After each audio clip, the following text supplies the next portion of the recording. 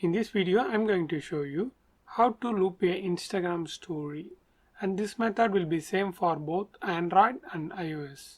Okay, quickly open your Instagram app, then click this plus icon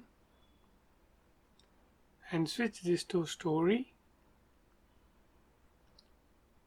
Then here you can see this option Boomerang.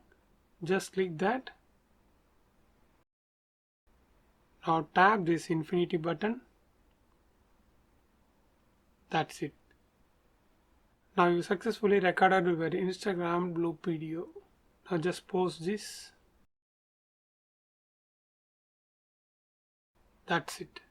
Yeah, this is how you can post your loop story on your Instagram account.